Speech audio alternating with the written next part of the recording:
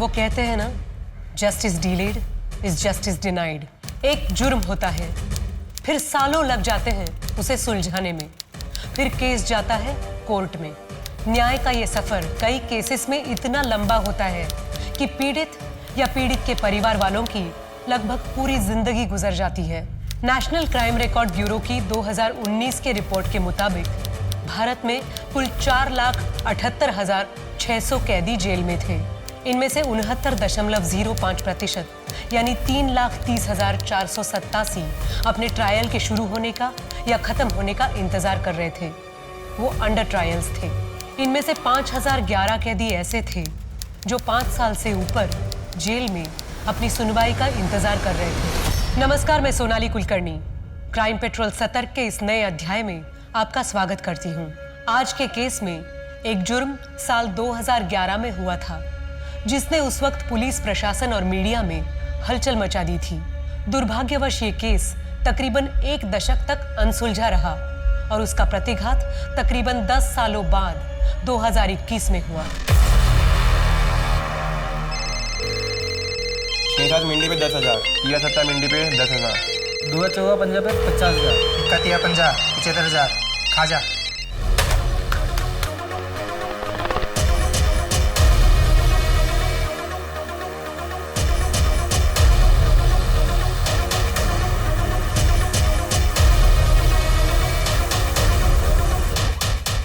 दुआ चौका पंजा खुला है।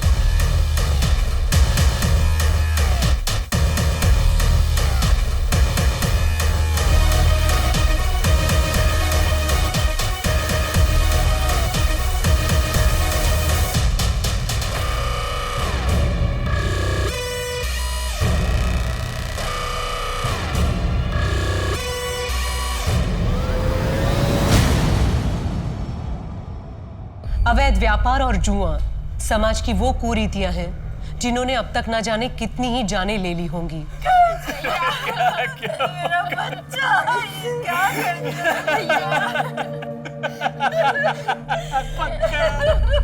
जिसकी लत लगती तो एक इंसान को है, पर बर्बाद वो पूरे परिवार को कर देती है।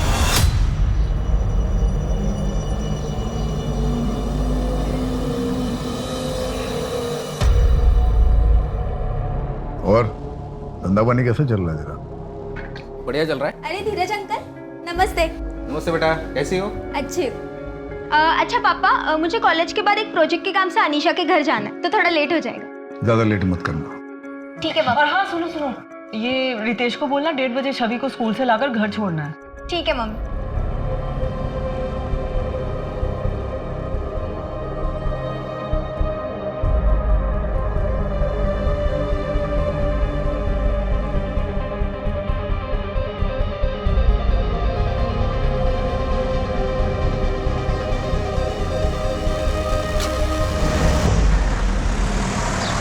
अजी, मैं सोच रहा था कि प्रियंका की शादी अपने बेटे पीयूष के साथ करवा दे, कैसा रहेगा? तुम्हारा बेटा महीने भर में जितना कमाता है उतना मेरी बेटी अपने दोस्तों पर एक दिन में खर्च करती है। 22 साल हो गए जी, आज भी तो वही बात पकड़ के बैठा है। तुम्हारी बहन रश्मि को मैं बहुत पसंद करता था। यही बोला था ना तुमने जब मैं रश्मि का हाथ मांगने आया था तुमसे। एक मेरी जगह अगर तू रहता तो तू भी यही करता। और वैसे भी तुम उस वक्त सिर्फ सट्टा खेला करते थे और सारे पैसे सट्टे में उड़ा देते थे। आज भी वही करता हूं मैं। फिर भी रिश्ता क्यों छोड़ना चाहते हो मुझसे? तो अच्छा ही हुआ ना, धीरज भाई साहब ने आपको मना कर दिया, वरना मेरा क्या होता।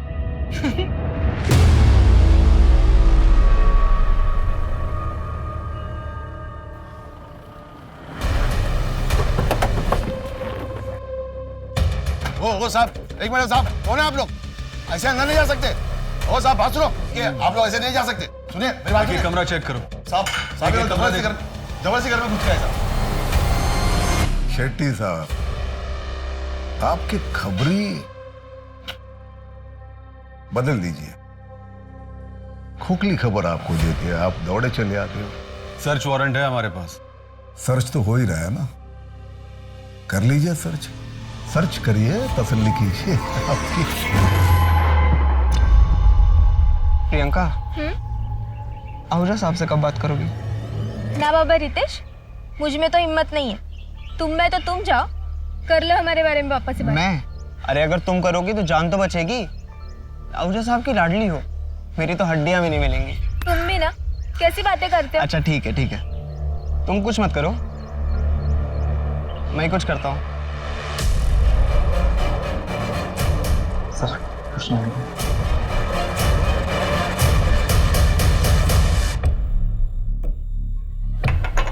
शेट्टी साहब, देखिए हम लोग शरीफ लोग हैं, आपको यहाँ कुछ नहीं मिलेगा। मैं डीसीपी साहब से बात करता हूँ तो बार बार आपको यहाँ आने की तकलीफ नहीं उठानी पड़ेगी। हाँ हाँ आहूजा साहब, आप टेंशन मत लीजिए, मैं शेट्टी से बात करता हूँ, ठीक है? शेट्टी, तुम्हें तो बड़ा यकीन था, टिप पक्की थी, फिर क्या हुआ? हाँ सर, टिप तो बिल्कुल पक्की थी, लेकिन देखो शेट्टी, हमें सिर्फ एक मौका मिलेगा आहूजा के काले धंधे बंद करने का। अगर तुम्हारी यही हरकतें रही ना तो मामला बिगड़ जाएगा। और हाँ, आगे से ध्यान रखो, उसके घर से कुछ नहीं मिलने वाला, उसके अड्डों का पता लगाओ। Right sir. जमीन भी बेच दी पंकज ने। इस सट्टे की लत ने हमारा पूरा घर बर्बाद कर दिया। श्रुति की शादी के लिए बस एक इसी जमीन का भरोसा था। क्या करेंगे? आप चिंता मत कीजिए, मेरे कुछ गहने पड़े हैं, उन्हें बेच देते हैं। देखो पहले तुम 13 साल की थी जब यहाँ लाई गई थी, उस वक्त तुम कुछ नहीं कर सकती थी, पर अब तुम कुछ कर सकती हो और मैं तुम्हारी मदद करूंगा। यहां से निकल के तुम जान जाओगे कि बाहर कितनी खुश रह सकती हो तुम।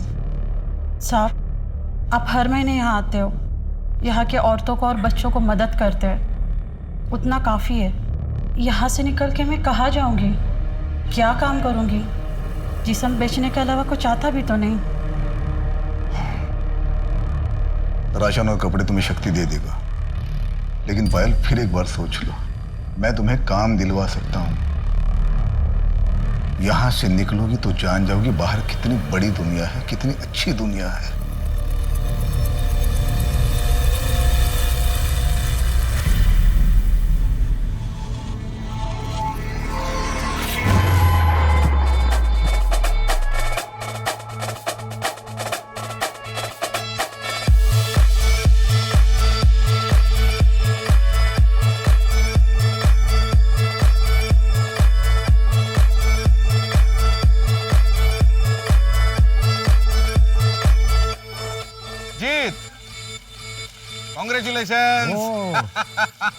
Thank you very much. अरे आज तो तेरे लिए डबल सेलिब्रेशन का दिन होगा। एक तो तेरी एनिवर्सरी और दूसरा इंडिया वर्ल्ड कप भी जीत चुकी। क्या हराया यार श्रीलंका को आज। सेलिब्रेट कर दो, चलो चलो आओ।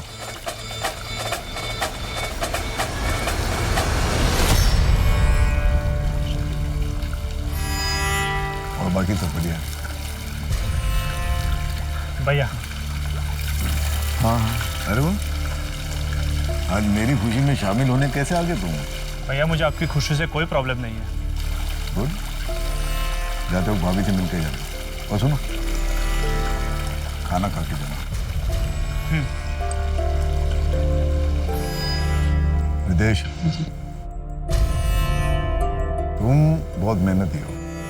और सुनो, मुझे कोई फर्क नहीं पड़ता है कि तुम हमारे घर के ड्राइवर हो।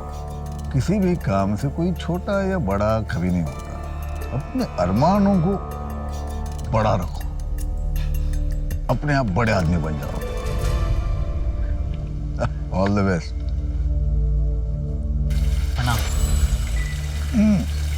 आहूजा साहब सुबह के लिए माफ़ी चाहते हैं। वो कहे ना कि शेट्टी साहब बताए बिना ही मुझे यहाँ लेकर आ गए। तुम्हारी बीवी प्रेग्नेंट है ना? और तुम्हारा ट्रांसफर रुकवाना है। Yes sir. बोल दिया मैंने, हो जाएगा। बहुत बहुत शुक्रिया, चलता हूँ। अरे ड्रिंक तो। पापा, मैं सोच रहा था कि MBA करने का क्या मतलब है? वैसे भी अपने बिजनेस में पढ़ाई की कोई ज़रूरत तो है नहीं। बेटा पढ़ाई जो है ना कभी वेस्ट नहीं जाती। मुझे पढ़ने का मौका नहीं मिला, तुम्हें मिल रहा है तो पढ़ो। तुम सिर्फ एक ही साल की तो बात है, उसके बाद भी पूरा एम्पायर जो है तुम्हीं को संभालना है। ठीक है पापा, मैं चलता हूँ, सुबह क्लास है, देर हो जाएगी। जाओ। एंजॉय।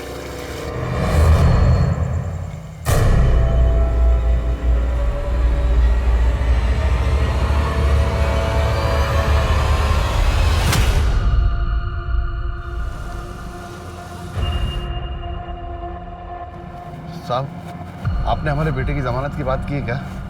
शक्ति, मैंने तुमसे पहले भी कहा है, तुम्हारे बेटे के मामले में कोई मदद नहीं करूंगा तुम्हारी। रेप किया उसने, अगर उसे अभी छुड़ाऊंगा तो कल जाके किसी का मर्डर कर देगा वो। छोड़ो, इसे बढ़ाओ मत। क्या हुआ? देखता हूँ सर।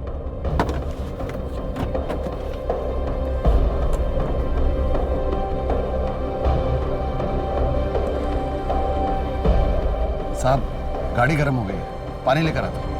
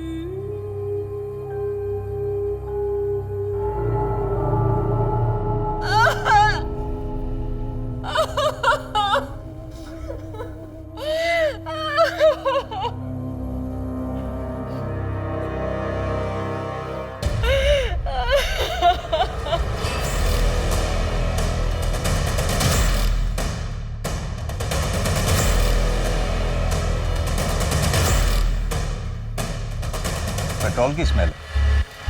सर, पेट्रोल की पाइप पहले से कटी हुई थी। ड्राइवर शक्ति ने वहां दूर से एक आदमी को गोली चलाते हुए देखा।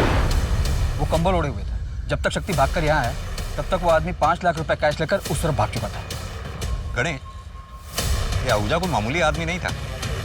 इसके घर के बाहर सिक्योरिटी लगी रहती है, तो दिन दहाड़े उसकी गाड़ी की पेट्रोल पाइप काटना आसान काम नहीं है। सर, इस एरिया में काफी रॉबरीज होती है। इस बार आहूजा को टारगेट किया गया था, और ये आहूजा भी काफी कैश लेकर चलता है हमेशा। एक काम करो, इस एरिया में जितने भी गैंग्स हैं सबको राउंड अप करो।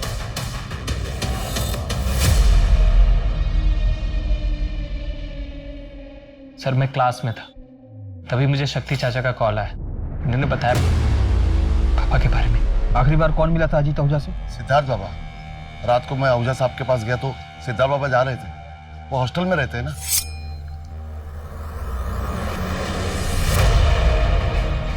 साहब, मैं निकलूं?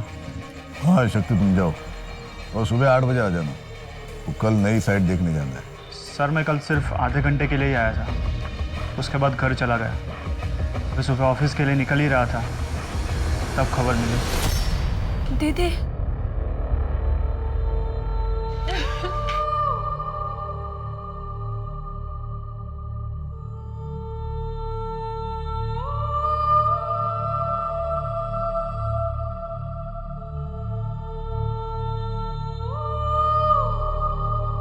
अजीत आहूजा इंदौर में सट्टे की दुनिया का जाना माना नाम था।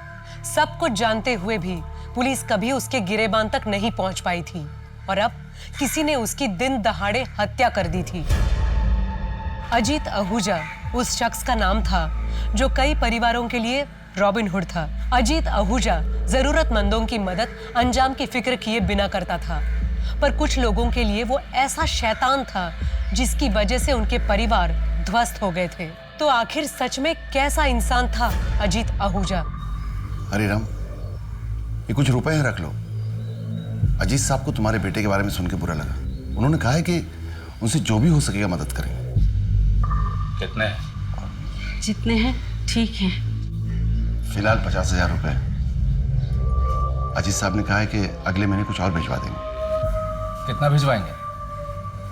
मेरे बेटे की जिंदगी की कीमत कितनी होगी? तुम बोलो शांति, कितना काफी होगा तुम्हारे लिए कि तुम्हारे बेटे पंकज की कमी पूरी होगी?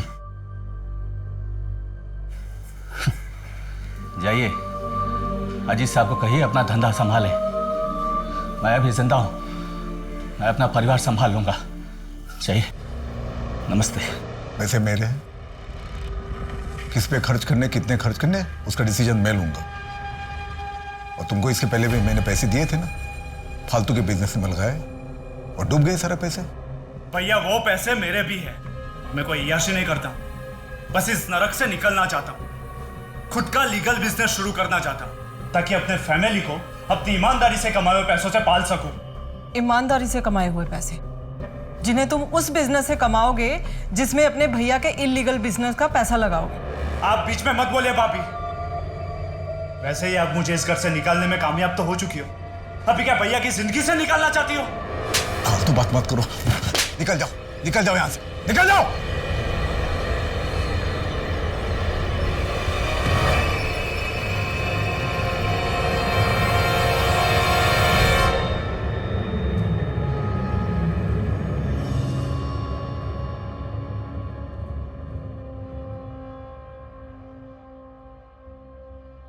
आप चिंता मत करिए भाभी, मैं सब संभाल लूंगा। बिजनेस को, बच्चों को, सबको संभाल लूंगा। सिद्धार्थ जब अपनी MBA पूरी कर लेगा, मैं खुद ही उसे बिजनेस सौंप दूंगा। मैं वापस नहीं जा रहा MBA करने। वो तो पापा की इच्छा थी इसलिए मैं कर रहा था, पर अब पापा ही नहीं रहे। 13वीं तक तो रुक जाते तुम लोग, दुखी होने का थोड़ा दिखावा ही कर लेते। कोई नहीं संभालेगा बिजनेस। ये घर, परिवार और बिजनेस संभालने के लिए अकेली काफी हूं मैं।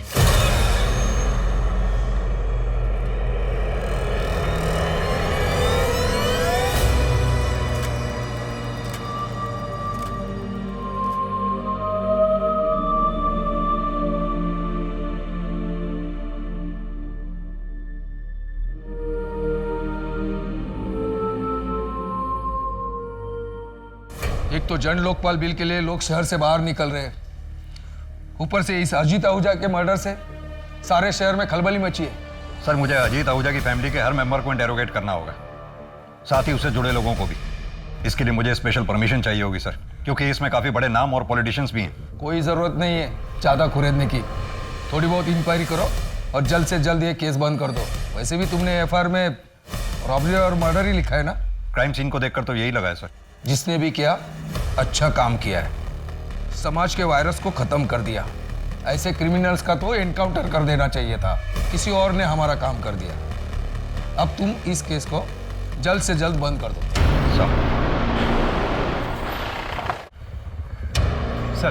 सर मैंने पता किया, आसपास के रॉबरी गैंग में ऐसी कोई इंटरनल बातें नहीं हुई और ना ही तो खबरियों के पास कोई लीड। अजीत आहूजा पे अटैक हुआ है, कोई भी रॉबर इस बारे में बात करने से कतराएगा। अपने खबरी नेटवर्क को एक्टिव रखो, कभी तो पता चलेगा किसने अटैक करवाया है। पेट्रोल का पाइप कटा हुआ था, यही बात मुझे खटक रही है। अब या तो कोई घर का स्टाफ हो सकता है या फिर कोई जानने वाला जो मर्डर के एक रात पहले उस पार्टी में वहां मौजूद था। सर ये पार्टी के कुछ फोटोग्राफ्स हैं, ये देखिए। सर अगर अजीत आहूजा की लाइफ से सस्पेक्ट छाटने बैठे तो दर्जनों होंगे। बहुत बड़ा एम्पायर था, और जितना बड़ा एम्पायर उतनी ज्यादा दुश्मन। तो घर से शुरू करते हैं। वाइफ सुमन, भाई वरुण, बेटा सिद्धार्थ, बेटी प्रियंका और ये दो स्टाफ शक्ति और रितेश। सर ये एक बेटी भी है, छवि, एडॉप्टेड है, मैंने पता किया। ब्रॉथल से रेस्क्यू करके लाया गया था इसे।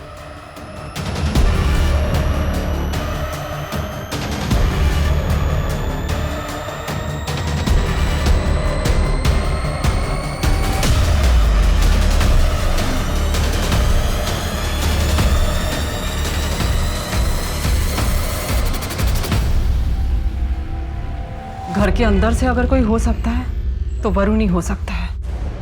वो ना तो मुझे पसंद करता था, ना ही अजीत को।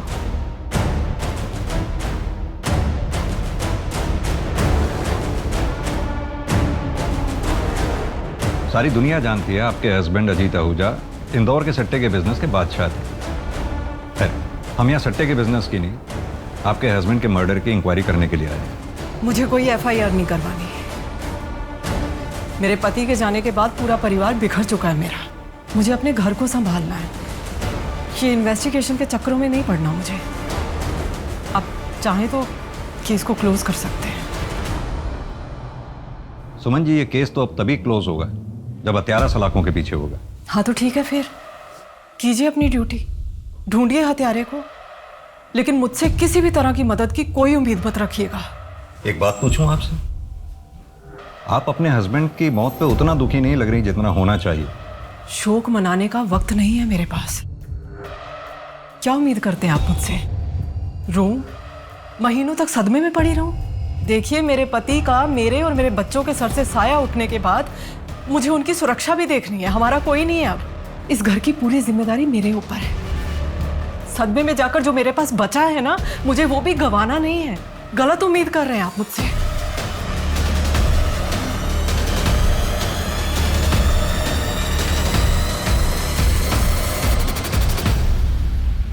कौन हो सकता है इस मर्डर के पीछे?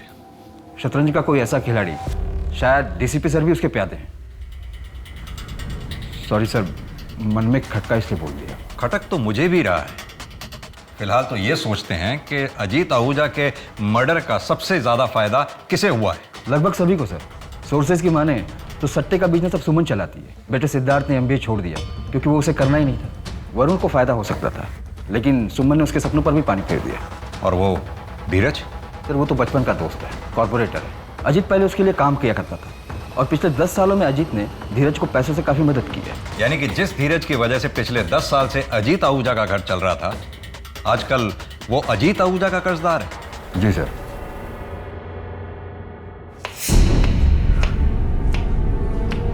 देखो ना, मैंने सब जेवर जमा करके देख लिए।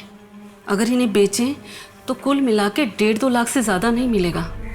पता नहीं तेरे पापा कैसे कह रहे हैं कि इसमें सब कुछ हो जाएगा। उस दिन आहूजा साहब ने जो पैसे भेजे थे वो ले लेते तो अच्छा ही होता।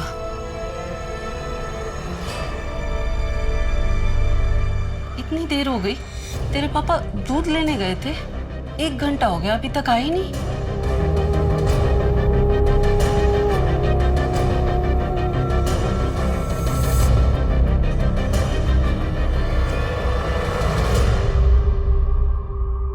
शेट्टी साहब, आपने अजीत के इतने ठिकानों पे छापेमारी की, इतनी एक्यूरेट इंफॉर्मेशन आपको मिलती कहां से थी?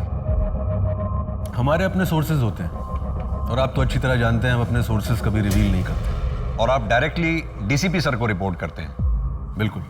अजीत के मर्डर की प्लानिंग इतनी बारीकी से की गई थी, और यह काम वही कर सकता है जिसे कानून और सबूतों के बारे में बहुत बारीकी से जानकारी है। या तो वो पुलिस का कोई आदमी हो सकता है या फिर कोई हिस्ट्री शीटर या हार्डकोर क्रिमिनल। आपकी नजर में भी तो कोई रॉबर्स का गैंग होगा ही जिसे आपने गिरफ्तार किया हो और जो अब बेल पे बाहर हो। आपका इशारा किस तरफ है चौधरी साहब? मैं बस सोच रहा हूं कि ये क्राइम एक परफेक्ट क्राइम। कोई भी क्राइम परफेक्ट नहीं होता। हाँ, हमें खोदना पड़ता है। एक आदमी था हरिराम, उसके लड़के ने सुसाइड कर लिया। सट्टे में अपना सब कुछ गंवा चुका था। उसके बाद हरिराम ने भी सुसाइड कर लिया। और हरिराम की तरह न जाने कितने परिवार अजीत आहूजा की वजह से बर्बाद हो गए। जो होता है अच्छे के लिए होता है।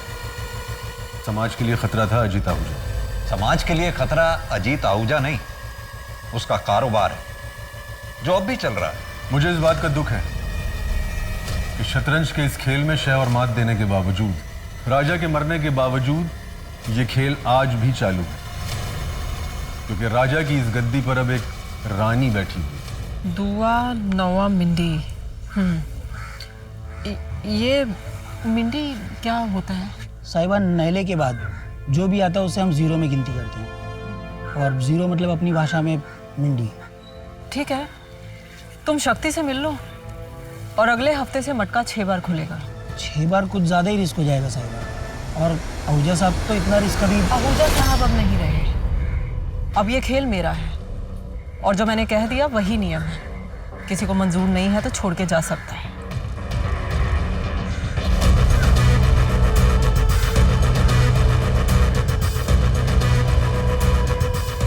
एक दिन ही हम सबको ले डूबेगी।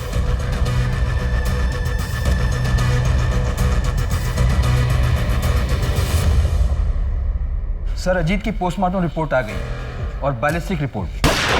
सर, अजीत को पॉइंट ब्लैंक रेंज से सीधे हार्ट पर मारा गया था। और सर, उनकी बॉडी से जो बुलेट मिली वो 9mm की थी, जो ग्लॉक 17 पिस्टल में यूज होती है। गणेश एक काम करो, बुलेट की रजिस्ट्रेशन डिटेल्स निकलवाओ। हालांकि पता चलना तो बहुत मुश्किल होगा, क्योंकि कोई भी रॉबर्स रजिस्टर्ड गन तो इस्तेमाल करेंगे नहीं। सर हो सकता है इन सबके पीछे वरुण आहूजा का हाथ, उसने किसी गैंग को हायर किया हो। लेकिन मुझे लगता है इस शतरंज के खेल में बादशाह को मात देने वाला वजीर कोई और ही है। ये मेरी पिस्तौल रजिस्टर्ड है, पर ये क्यों चाहिए आपको? क्योंकि अजीत आहूजा के ऊपर जो गोली चलाई गई थी वो ग्लॉक 17 पिस्टल से ही चलाई गई थी। तो ये पिस्तौल किसी के पास भी हो सकती थी, भैया के पास भी थी। इनफैक्ट भैया ने सिद्धार्थ को ग्लॉक 17 पिस्तौल ला कर दी थी, वो भी कातिल हो सकता है। इनफैक्ट घर का कोई भी मेंबर कातिल हो सकता है। आप वो औरत सुमन से जाके क्यों नहीं पूछते? बहुत पहुंची हुई औरत है, मिडिल क्लास फैमिली से थी। भैया बिहा कर उसे लेकर आए थे, 2 साल में अपनी औकात बताना शुरू कर दी। शक्ति से पहले जो ड्राइवर था उसके साथ रंगे हाथ पकड़ी गई थी, भैया उसके प्यार में थे, माफ कर दिया। आज भैया तो नहीं रहे, पर वो राज कर रही है, करोड़ों के कारोबार की अकेली मालकिन। ये लो, लाइसेंस वाली है, 2 लाया हूं, एक तुम्हारे लिए और एक तुम्हारे भाई सिद्धार्थ के लिए। अपनी बेटी को कोई गन गिफ्ट करता है क्या? मुझे नहीं चाहिए ये, आप ही रखिए। और पापा टेंशन मत लीजिए, मुझे कुछ नहीं होगा। आप ही रख लीजिए ना इसे, मुझे तो आपकी चिंता लगी रहती है। मुझे कुछ नहीं होगा, तुम लोग सेफ रहोगे ना, मुझे कोई टेंशन नहीं। सिद्धार्थ की पिस्टल पिछले हफ्ते पॉलिशिंग के लिए दी थी और ये रही उसकी रसीद। शक्ति चाचा, चाचा कहाँ हो आप? आ रहा हूँ बेटा, बाथरूम में हूँ। हाँ चाचा जल्दी आओ, ये मम्मी ने कुछ पैसे और कपड़े भेजे।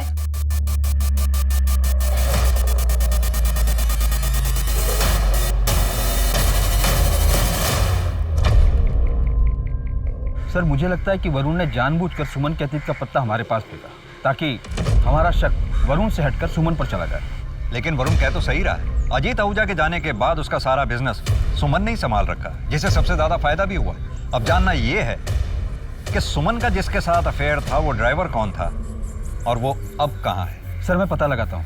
इस सट्टे के बिजनेस में कोई नया खिलाड़ी? ऐसा तो कोई सामने नहीं आया। एक एम्प्लॉय है ब्रिजेश, मैंने उससे भी बात की, पर उसकी तरफ से भी कोई खास जवाब नहीं आया। सर बिजनेस में राइवलरी तो होते रहती है, जो कि आम बात है। कोई नया बुकी जो ज़्यादा एम्बिशियस हो? यह सारा सट्टा तो आप अपने में ले लेते हो, हमें भी कुछ करने दो ना, हमें भी कमाने दो। अजीत भाई का ऑर्डर है, 1000 से ज़्यादा की बुकिंग कोई बुकिंग नहीं लेगा। इतना ज़्यादा मत उड़ो, जितने का बिजनेस दे रहा हो ना उसमें खुश रहो। एक्सक्यूज मी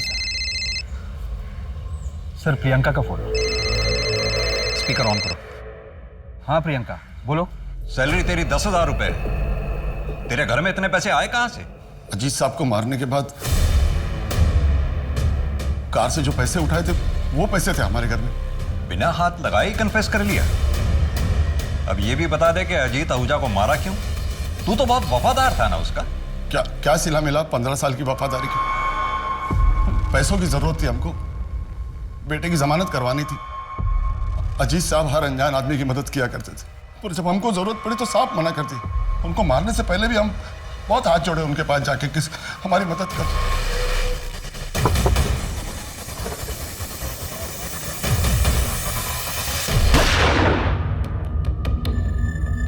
पिस्तौल कहां से मिली थी? पार्टी की रात उनके कमरे से ली थी। और वापस कब रखी? वापस जब अजीत आहूजा को हॉस्पिटल ले जाया गया? नहीं, तब तो तुम पूरा दिन हॉस्पिटल में रहे होंगे और घर पे पुलिस मौजूद थी। तो फिर अगले दिन जब अजीत आहूजा का दाह संस्कार हुआ या फिर कल? आपको आपका कन्फ्यूजन मिल गया ना? फिर आपको क्या चाहिए? हमने पिस्तौल कब रखी थी हमको याद नहीं। केस को बंद कर दो चौधरी, ऊपर से बहुत प्रेशर है। लेकिन सर शक्ति सिंह ने अभी तक जवाब नहीं दिया है उसने पिस्टल कब वापस रखी थी। लेकिन उसके पास इस बात का तो जवाब है ना कि वो पिस्टल कब और कहां से ली थी। उसके पास एक्सेस था, मोटिव भी था और स्पॉट पे वो मौजूद भी था। तो ओपन एंड शट केस है चौधरी। तुम चार्जशीट तैयार करो, मैं मीडिया को इन्फॉर्म करता हूँ। लेकिन सर मुझे पूरा यकीन है शतरंज के खेल में शक्ति सिंह सिर्फ एक प्यादा है। असली खिलाड़ी कोई और ही है। तुम्हारे पास प्रूफ है? अभी तो नहीं है सर, लेकिन then close the case Chaudhary. Ajit का किलर है हमारे पास, और क्या चाहिए तुम्हें? क्यों किया चाचा आपने ऐसे? मजबूर था। कभी कभी कुछ चीजें अपने बच्चों के लिए करनी पड़ती। क्या इन्वेस्टिगेशन ऑफिसर का शक सही था? क्या ये केस सुलझने के बाद भी अनसुलझा था? वक्त का पहिया अपनी गति से आगे बढ़ा। अजीत आहूजा के कातिल शक्ति सिंह को 10 साल के कारावास की सजा सुनाई गई। सब आगे बढ़ चुके थे, पर सिर्फ एक इंसान ऐसा था जो ये केस कभी नहीं भूला था। और अब 10 सालों के बाद कुछ ऐसा होने वाला था जिसकी वजह से अजीत आहूजा हत्याकांड फिर से सुर्खियों में आने वाला था।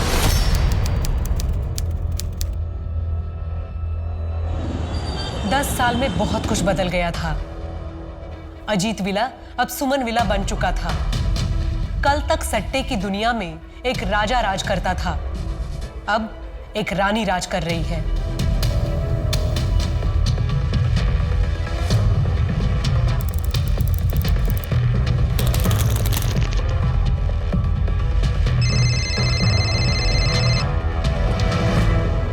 पाँच 7 9 खुला है।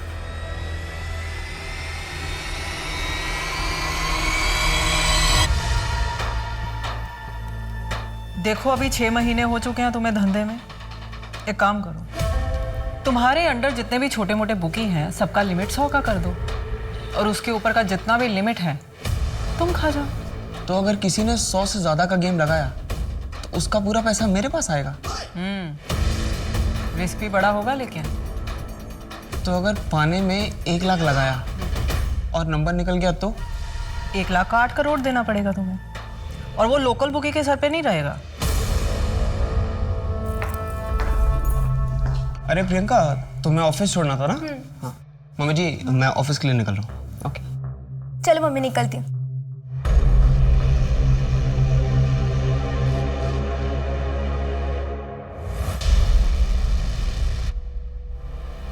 सिद्धार्थ, आपकी वॉच। थैंक्स। मम्मी, आप ऑफिस नहीं चल रही? हिसाब किताब पूरा गड़बड़ है तुम्हारा, इसे चेक करके शाम को आएंगे। अच्छा मम्मी, मैं सोच रहा था भोपाल में हैंडल करना शुरू कर दूं। कोई ज़रूरत नहीं है, रितेश अच्छे से संभाल रहा है ना वहाँ पर काम। तुम पहले ये इंदौर का एक इलाका तो संभाल लो ठीक तरह से, बाद में पैर पसारना। क्या हिसाब किया है तुमने?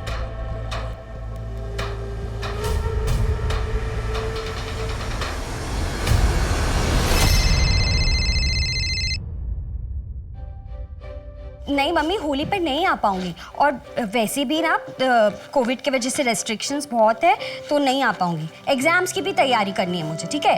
अच्छा ठीक है, तुम्हारे होली के कपड़े कुरियर करवा देंगे, और अगर पसंद नहीं आए तो चेंज भी करवा देंगे। जी मम्मी। और सुनो, कैश है ना तुम्हारे पास? नहीं है तो मेरा क्रेडिट कार्ड यूज कर लेना। हाँ मम्मी, सब कुछ है। अब मुझे क्लास के लिए लेट हो रहा है तो मैं चलती हूँ। Bye, love you.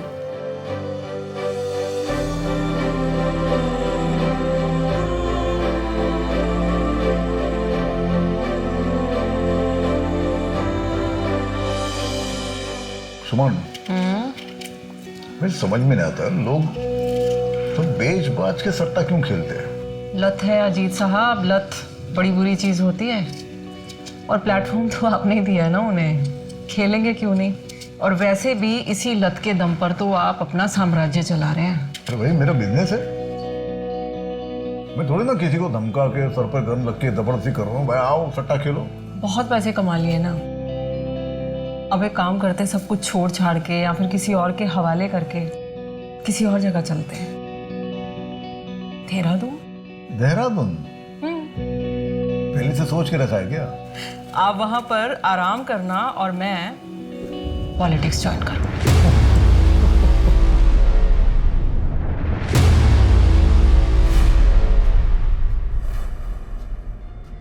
क्या हुआ? साहिबा गाड़ी बंद हो गई है, मैं देख लेता हूँ।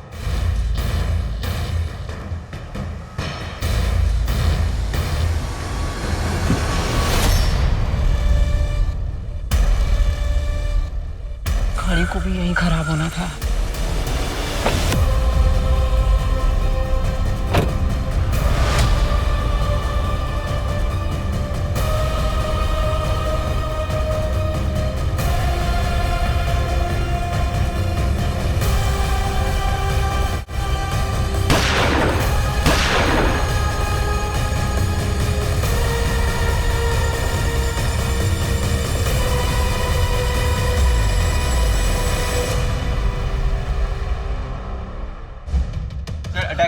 कुछ पता चला? देखिए, सुमन आहूजा पर जानलेवा हमला हुआ। हमारी इन्वेस्टिगेशन चल रही है। जैसे कुछ पता चलेगा हम आप लोगों को बता दें, प्लीज। सर कहाँ तक पहुंची है? सर अभी सस्पेक्ट्स के बारे में कुछ बताइए ना। सर सुमन आहूजा के बारे में हमें कुछ बताइए सर। मैं आई कम इन? आओ गणेश, तुम्हें जो एक्शन लेना है, जो करना है वो करो। इस केस को जल्द से जल्द सॉल्व करो। मुझे पूरा यकीन है इस हमले के तार अजीत आहूजा के मर्डर से जुड़े हुए। जरूर पिछली बार हमसे कुछ ना कुछ छूट गया होगा। सर, शक्ति सिंह जेल में अपनी सजा काट रहा है। उससे बात करने के लिए मैंने एप्लीकेशन डाली है। सुमन के साथ जो ड्राइवर था उसने कुछ बताया? सर, ड्राइवर कमल का कहना है कि कार बंद पड़ गई थी, उसे ठीक करने के लिए उसने बोनट खोली। उसे गोली की आवाज़ सुनाई थी। उसने एक आदमी को बाइक से भागते हुए देखा, पर नंबर प्लेट नहीं देख पाया। ठीक उसी तरह उसी जगह पे अजीत का मर्डर हुआ। मुझे हमेशा से ये लगता था कि अजीत के मर्डर के पीछे उसकी बीवी सुमन का हाथ था, पर शायद मैं गलत था और तुम सही थे। इस सब के पीछे वरुण ही होगा। वही एक ऐसा है जो इस शतरंज के खेल का किंग बनना चाहता था और बाजी क्वीन मार ले गई। और अब 10 साल बाद वरुण ने फिर वही खेल खेला। लेकिन सर, अब मुझे नहीं लगता, अगर वरुण को गद्दी चाहिए थी तो उसने 10 साल इंतजार क्यों किया? तुम पहले शक्ति सिंह से बात करो, क्या पता 10 साल बाद अब वो सच्चाई बता दे। नीरज, लड्डू तो बहुत अच्छा है। शक्ति भाई, आपको कुछ पता चला क्या? आपके आहूजा साहब की बीवी के ऊपर हमला हुआ है? सूत्रों की माने तो सुमन आहूजा की हालत बहुत नाजुक है। हालांकि पुलिस और डॉक्टर अभी मीडिया से कोई भी बात नहीं कर रहे हैं।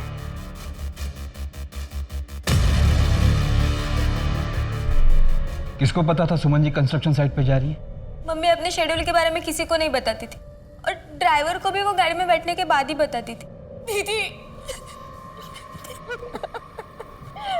दीदी, मम्मी कैसी है? ठीक है ना मम्मी?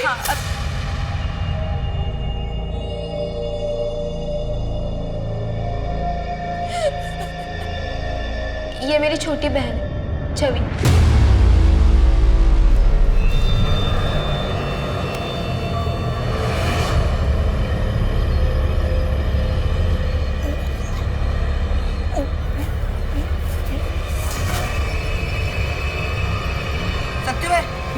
शक्ति भाई, शक्ति सिंह मरा नहीं, मारा गया। उसे मारकर एक और राज दफन किया गया, पर सुमन अभी जिंदा है। वो ठीक होकर जरूर पलटवार करेगी। सर, शक्ति सिंह का जेलमेट नीरज, कल ही उसे बेल मिली और कल ही उसने अपने घर से आए लड्डू शक्ति सिंह को खिलाए थे। इस नीरज की बेल किसने कराई? उसकी वाइफ ने। अब वो अपने गांव चला गया। ट्रैक करो, उसे फौरन उठा के ले आओ। वो सुमन को जो बुलेट लगी थी उसकी बैलिस्टिक रिपोर्ट आई क्या? जी सर, सेम पिस्टल, क्लॉक 70। 10 साल पहले अजीत आहूजा भी इसी तरह से मारा गया। तो क्या समझे, इतिहास अपने आप को दोहरा रहा है। सर, मुझे लगता है कि सुमन पर हुए अटैक के जड़ तक पहुंचने के लिए हमें अजीत के मर्डर केस की फाइल को फिर से ओपन करना होगा। इस शतरंज के खेल में पिछले 10 साल से लेकर आज तक जितने भी मोड़े हैं सबको फिर से टटोल। शायद सुमन के केस की वजह से हम अजीत आहूजा के मर्डर केस को सही मायने में क्लोज कर पाए। सर, ये सेंट्रल जेल के विजिटर लिस्ट की कॉपी है। पिछले 10 साल में कौन कौन ड्राइवर शक्ति सिंह से मिलने आया था, इसमें सबकी एंट्री है। मैं शक्ति से मिलने इसीलिए जाता था ताकि अजीत भैया के असली कातिल का पता लग सके। वो तुम ही थे ना जिसने शक्ति सिंह की बेटी की बेल कराई और फिर अजीत को मारने के लिए कहा। सुमन पर अटैक भी तुमने ही करवाया था और शक्ति को भी अपने रास्ते से हटा दिया। तुम्हारे सच्चाई का आखिरी सबूत हो शक्ति सिंह, उसे भी खत्म करवा दिया तुमने। अभी तक सिर्फ फिल्मों में देखा सुना था, पर अभी सच में लगने लगा है कानून अंधा होता है। आप लोगों को सुमन का असली चेहरा नहीं दिख रहा है? वो शराफत का चोला पहने हुए एक नागिन है और उसी के जैसे उसके बच्चे भी हैं। क्या पता है अटैक सिर्फ एक नाटक हो जो सुमन ने खुद करवाया हो। सुमन के पास कोई मोटिव ही नहीं है। 10 साल पहले अगर उसने करवाया होता तो हम ये मान लेते कि ये अटैक उसने हमें गुमराह करने के लिए किया, पर अब वो ऐसा क्यों करेगी? तुम गुमराह कर रहे हो हमें, जैसे पिछली बार सुमन के अफेयर के बारे में बताकर किया था। सर, इनका लॉयर आया है। गुमराह तो आप लोग खुद हो पिछले 10 सालों से।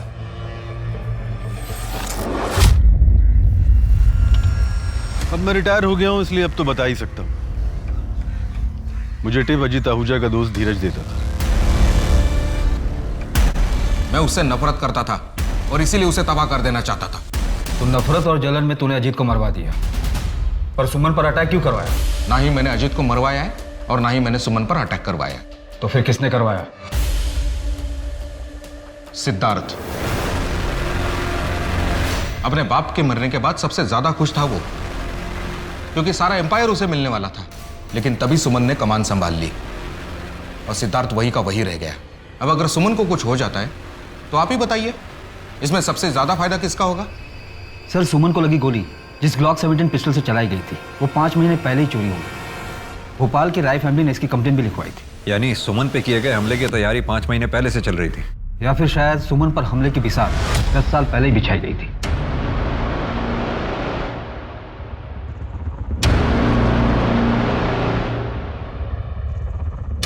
अजीत मर्डर केस में हमारे पास ये सारे सस्पेक्ट्स थे। इन सस्पेक्ट्स में थे सुमन हमारी मेन सस्पेक्ट थी, लेकिन वो अब विक्टिम हो गई। बाकी बचे ये लोग। सर, 2 सस्पेक्ट्स और भी हैं। पहली छवि, सुमन और अजीत की अडॉप्टेड बेटी, और दूसरा रितेश, जो कि प्रियंका आहूजा का हस्बैंड है, जो 10 साल पहले उसका ड्राइवर था। सर, फिलहाल इस फैमिली में यही 2 लोग हैं जो ब्लड रिलेटिव नहीं है। इस छवि को तो रेस्क्यूड कराया गया था ना ब्रॉदल से।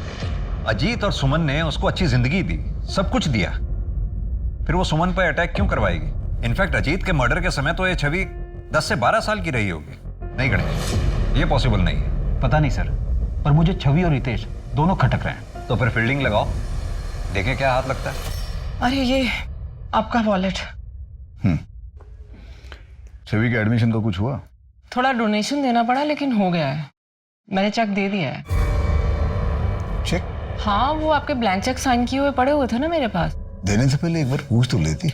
उसके बैकग्राउंड की वजह से दिक्कत आ रही थी बहुत ज्यादा, इसलिए दे दिया मैंने चेक। हो गई एडमिशन अभी। मैंने लॉयर से बात की है, एडॉप्शन की कुछ फॉर्मेलिटी तो पूरी करनी है, वो जल्दी पूरी कर लेंगे हम लोग। सर, सुमन आहूजा से लेटेस्ट सभी के कॉल रिकॉर्ड्स मैंने स्टडी कर लिए हैं। इसके अलावा कुछ भी सस्पिशियस नहीं है। उठाओ इसे। जी सर। और इसके बारे में कुछ पता चला? हाँ सर, जेलर शर्मा से बात की मैंने। नीरज के विजिटर लिस्ट में भी इसका नाम है। इसका पूरा बैकग्राउंड चाहिए मुझे। सर, आप ऐसे बदतमीजी क्यों कर रहे हो मेरे साथ? आहूजा फैमिली का दामाद हूं मैं। ये देख, पिछले 8 महीने से तेरे नंबर पर अलग अलग लैंडलाइन से कॉल आ रहे हैं और ये सारे नंबर देहरादून पीसीओ के हैं। छवि पड़ती ना वहाँ पर।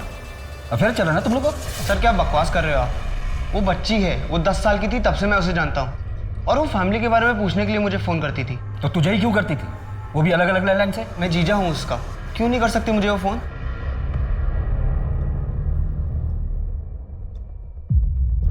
क्या ये छवि आहूजा आपकी बेटी है? हाँ साहब, क्या हुआ? देखो पायल, तुम 13 साल की थी जब यहाँ लाई गई थी। छवि मेरी ही बेटी है। सब ठीक तो है ना? आप लास्ट टाइम कब मिली थी? कुछ 1 साल पहले मिली थी। मम्मी, मुझे ये सब कुछ अच्छा नहीं लगता। क्या अच्छा नहीं लगता? ये महंगे कपड़े, अच्छी लाइफ, बड़ी गाड़ी, अच्छा कॉलेज, क्या अच्छा नहीं लगता तुझे? बोल बेटा। वो घर मानुस तो है, पर मेरी छवि की जिंदगी तो बन गई वहाँ पे। आहूजा फैमिली में छवि को कोई परेशानी थी? नहीं, ऐसा कुछ तो नहीं बताया उसने मुझे। जब सुमन छवि को यहाँ से लेकर गई तो क्या उस घर में छवि के साथ कुछ गलत हुआ था? शक्ति सिंह के जेल में नीरज के विजिटर लिस्ट में तुम्हारा नाम है। क्यों जाती थी उससे मिलने? अपनी मर्जी से घर की एक चीज नहीं खरीद सकते। सब कुछ दिया है तुम्हारे बाप ने, लेकिन आजादी नहीं, खुशी नहीं। अरे खुद तो सब पर पैसे लुटाते रहते, और हम अपनी मर्जी से एक पैसा भी खर्च नहीं कर सकते। और तुम भी करते रहना इंतजार।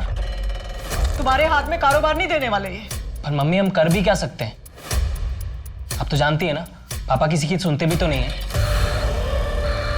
एक तरीका है, अगर तुम मेरा साथ दो ना, ये पूरा कारोबार तुम्हारा हो सकता है। तुम ये कर पाओगे शक्ति? मेरे बेटे को बचाने के लिए मेरे पास कोई चारा भी नहीं। कल तुम मेरा काम कर दो, तुम्हारे बेटे की बेल की जिम्मेदारी मेरी। काम कल ही हो जाना चाहिए। हाँ, मैं शक्ति अंकल से मिलने जाती थी। मैंने जेलर से सेटिंग कर रखी थी। घर में शक्ति चाचा से मिलना अलाउड नहीं था, इसलिए मैंने नीरज के नाम पर एंट्री की थी।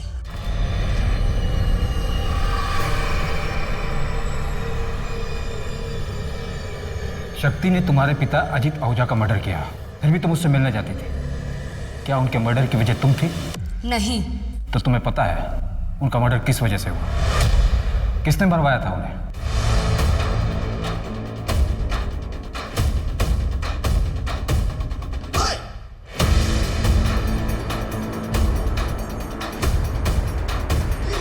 मम्मी 10 साल हो, आपने कहा था मैं संभालूंगा बिजनेस। आप तो पापा के जैसे ही। तुम्हारे पापा जैसे नहीं हैं हम। कमजोर हो गए थे तुम्हारे पापा, उन्हें मारना ना बड़ा ही आसान था, लेकिन हमें कोई छू भी नहीं सकता।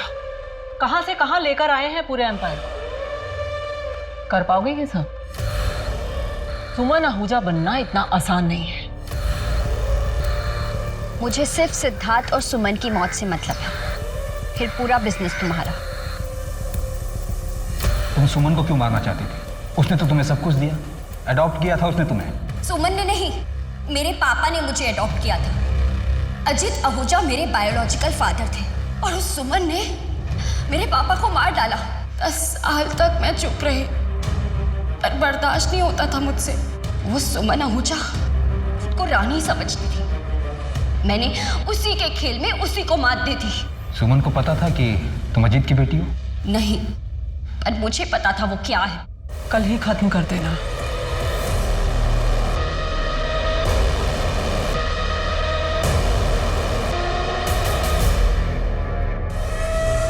पुलिस ने सुमन आहूजा अटैक केस के साथ साथ अजीत आहूजा मर्डर केस को भी सुलझा लिया है। अजीत आहूजा मर्डर केस में सुमन आहूजा को अरेस्ट कर लिया गया है। क्या अब इसके साथ ही आहूजा सट्टे के बिजनेस पे रोक लगेगी? ड्राइवर शक्ति की भी हत्या जेल में सिद्धार्थ आहूजा ने सुपारी देकर करवाई थी।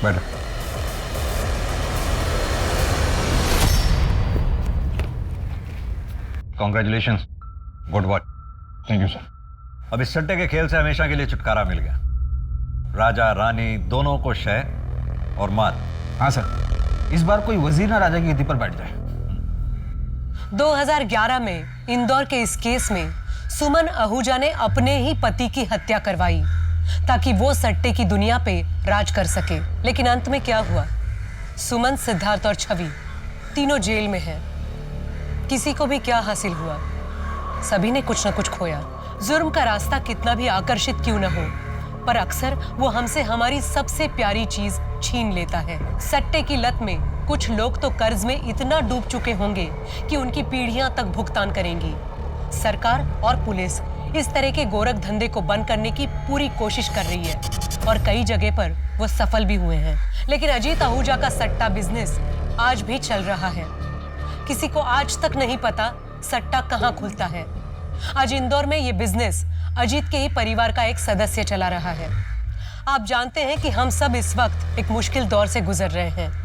कृपया मास्क पहनें, समय समय पर हाथ धोते रहें और उचित दूरी बनाए रखें। अब मैं सोनाली कुलकर्णी आपसे विदा लेती हूँ। फिर मिलेंगे क्राइम पेट्रोल सतर्क जस्टिस रीलोडेड में एक नए केस के साथ। तब तक अपना और अपने परिवार का ध्यान रखिए। देखते रहिए क्राइम पेट्रोल सतर्क। जय हिंद।